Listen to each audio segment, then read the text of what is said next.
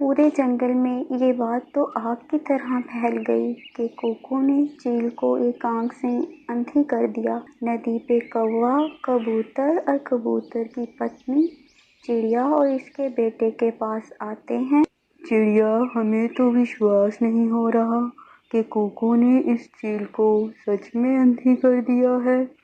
ایک بار تو ہمیں ایسا لگا کہ آج ہمارا آخری دن ہی ہوگا، اور جب پھر کوکو نے اس پر حملہ کیا تو ہم سب اس پر ٹوٹ پڑے اور وہ چیل گر گئی۔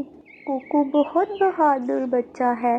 ہمیں اس بچے سے سیکھنا چاہیے کہ ہم نے ڈرنا نہیں ہے بلکہ مقابلہ کرنا ہے۔ اور اس چیل کی چھوٹی بہن اپنی دیدی سے ملنے آتی ہے۔ ارے دیدی، یہ کیا ہوا؟ آپ تو ایک آنکھ سے کانی ہو۔ کیا بتاؤں چھوٹی، ایک دن چڑیا کا پریوار اس دشا میں آیا۔ میں نے آسان شکار سمجھ کے ان سے مذاق کیا کیا کہ پہلے کسے کھاؤں۔ باتوں باتوں میں ان کا ایک چھوٹا بچہ مجھ پر ایسا ٹوٹا کہ کمبخت نے سیدھی چونچ میری آنکھ میں دے ماری اور یہاں سے بھاگ گئے۔ اس چڑیا کے بچے کی اتنی ہمت کہ میری دیدی کو اندھا کر دیا۔ ہم بدلہ لیں گے دیدی۔ غصہ تو مجھے بھی بہت آیا، پرنتو اس دن کے بعد وہ ادھر نظر نہیں آئے۔ اگر نہیں آئے تو کیا ہوا؟ ہم چلے جائیں گے جنگل کی دوسری طرف اور ڈھونڈ لیں گے اس چڑیا کا گھر۔ جنگل کے اس پار جائیں گے تو پنچھی ہمیں دیکھ کر ڈر جائیں گے اور شور مچا دیں گے۔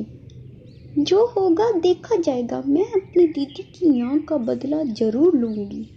پھر وہ دونوں بہنیں جنگل کی طرف اڑتی ہیں۔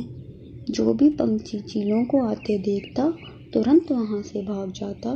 وہ چیلیں ایک گھر کے باہر رکتی ہیں۔ پنچھی، اورے پنچھی، تو جو بھی ہے، ہم سے ڈرنے کی ضرورت نہیں ہے۔ ہمیں چڑیا سے بدلہ لینا ہے اور ہمیں تمہیں کچھ نہیں کہیں گی۔ بس ہمیں چڑیا کا گھر بتلائی دو۔ چڑیا کہاں رہتی ہے؟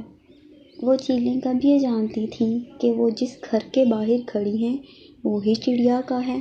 کوکو اپنے ماما پاپا کو چپ رہنے کا اشارہ کرتا ہے۔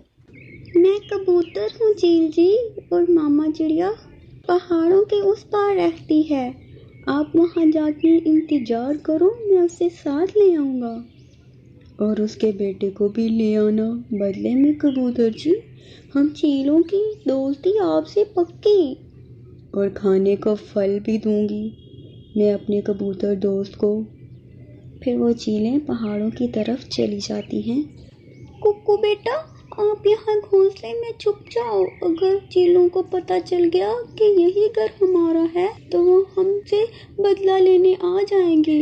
پاپا، آپ ماما کو سمجھائیں کہ اگر ہم ایسے ہی چھپ کر بیٹھ جائیں گے تو چیلیں ہمیں کھا جائیں گی۔ یوجنا بنانی ہوگی کہ کیسے چیلوں سے نپٹا جائے۔ کوکو کی ماما کوکو ٹھیک کہہ رہا ہے، وہ انتظام کی آگ میں جل رہی ہیں۔ ہمیں اب کچھ کرنا ہوگا ورنہ وہ ہمیں سکھ سے رہنے نہیں دیں گی۔ ماما پاپا، آئیڈیا آئیڈیا، جلدی سے کبوتر انکل کے گھر چلتے ہیں۔ پھر وہ سب کبوتر کے گھر جاتے ہیں۔ کبوتر انکل، ہم نے آپ کا نام اس لیے لیا تھا کہ وہ سمجھے کہ آپ ہی ہمیں چیلوں کے پاس لے کے جائیں گے۔